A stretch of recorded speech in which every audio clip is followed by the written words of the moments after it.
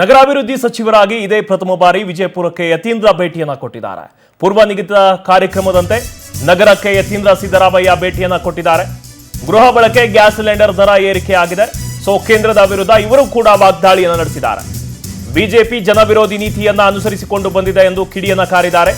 ಜಾಗತಿಕ ಮಟ್ಟದಲ್ಲಿ ಬೆಲೆ ಕಡಿಮೆ ಆದರೂ ಕೂಡ ಪೆಟ್ರೋಲ್ ಡೀಸೆಲ್ ದರ ಏರಿಕೆಯಾಗಿದೆ. ಪ್ರಧಾನಿ ಮೋದಿ ಸರ್ಕಾರಕ್ಕೆ ಜನರ ಬಗ್ಗೆ ಕಿಂಚಿತ್ತೂ ಕಾಳಜಿ ಇಲ್ಲ ಎಂದು ಕಿಡಿಯನ್ನ ಕಾರಿದ್ದಾರೆ. ಇವತ್ತು ವಿಜಯಪುರಕ್ಕೆ ಭೇಟಿಯನ್ನ ಕೊಟ್ಟಿದ್ರು, ಕಿಡಿಯನ್ನ ಕಾರಿದ್ದಾರೆ ಕೇಂದ್ರದ ವಿರುದ್ಧ. ಖರೀದಿ ಮಾಡಿ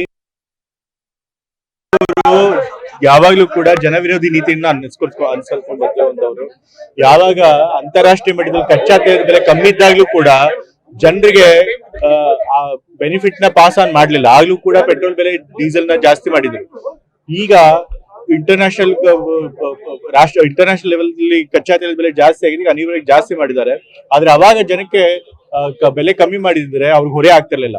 ನಮ್ಮ ಸರ್ಕಾರ ಇದ್ದಾಗ ನಾವು ಬಾಂಡ್ಗಳನ್ನೆಲ್ಲ ಖರೀದಿ ಮಾಡಿ ಜನರಿಗೆ ಹೊರೆ ಆಗಬಾರ್ದು ಅಂತ ಹೇಳಿ ಪೆಟ್ರೋಲ್ ಡೀಸೆಲ್ ಬೆಲೆ ಕಮ್ಮಿ ಮಾಡಿದ್ವಿ.